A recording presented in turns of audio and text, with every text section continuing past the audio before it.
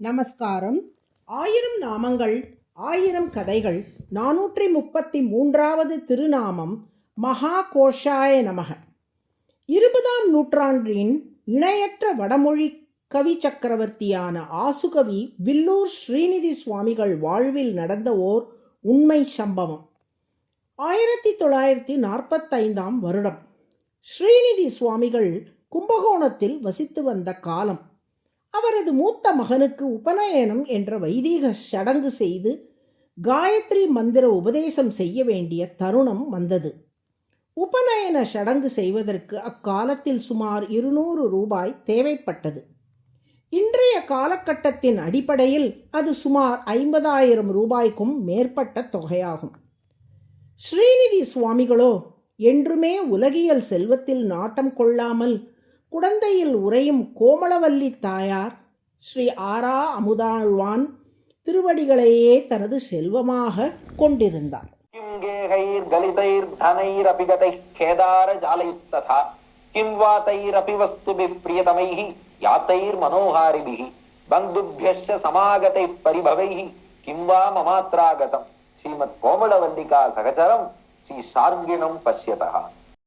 என்று அபர்யாமிருத விம்சதி என்னும் துதியில் அவரே பாடியுள்ளார்.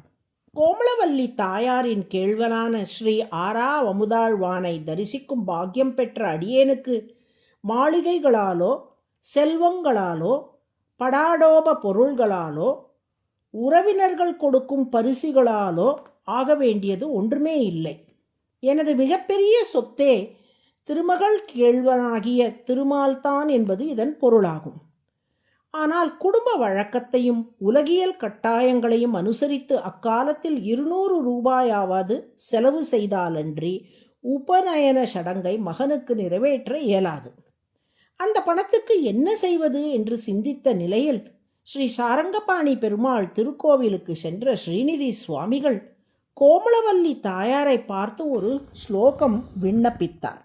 மாதः கோமளவல்லி மன்மன இதம் யுஷ்மத் கடாக்ஷாவிதம் பிருங்கம் வாஞ்சதி ஜங்கிருதி பரதர யஸ்யே திருஷி ராஜதே அன்யோன்யம் தனஹேம சங்கதி வசாத் அஸ்மன் மனக்கர்ணயோஹ ஆனந்தம் தததி ஜனஜனதிதி பிரக்ராந்த லீலாரசா.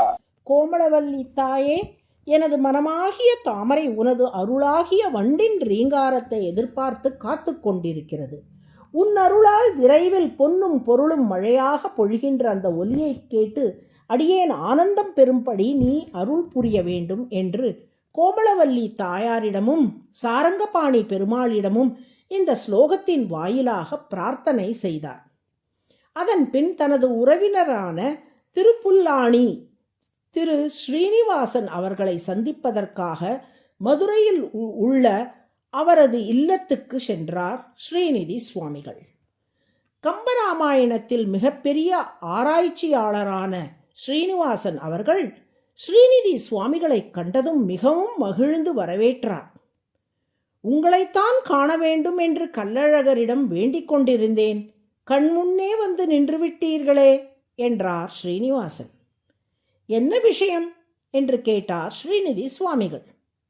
நீங்கள் இங்கே என் வீட்டில் வால்மீகி ராமாயண சொற்பொழிவு ஒன்றை ஆற்ற வேண்டும். வால்மீகி ராமாயணத்தையும் கம்ப ராமாயணத்தையும் ஒப்பிட்டு வேறுபடுத்தி அடியேன் எழுதி வரும் ஆராய்ச்சி நூலுக்கு நீங்கள் ஆற்றும் சொற்பொழிவு மிகவும் உதவியாக இருக்கும் என்றார் ஸ்ரீனிவாசன். அவ்வாறே அங்கே தங்கி 15 நாட்கள் வால்மீகி ராமாயண சொற்பொழிவு ஆற்றினார் ஸ்ரீநிதி சுவாமிகள். சொற்பொழிவு நிறைவடைந்தவாறே ஸ்ரீனிவாசன் அவர்கள் சரியாக 200 ரூபாய் சன்மானத்தை நாணயங்களாக வழங்கினார். அந்த நாணயங்களின் ஒலி கோமளவல்லி தாயாரின் சலங்கை ஒலி போல் ஸ்ரீநிதி சுவாமிகளின் காதுகளில் ஒலித்தது.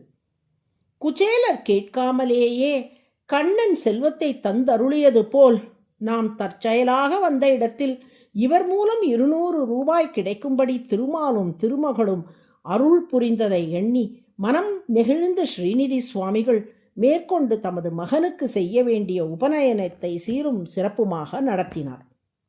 இந்த ஒரு சந்தர்ப்பம் என்று மட்டுமில்லை, ஸ்ரீநிதி சுவாமிகளின் வாழ்வில் பல தருணங்களிலும் இவ்வாறு செல்வத்தை கொடுத்து அவரை காத்து அருளுகிறார் திருமால்.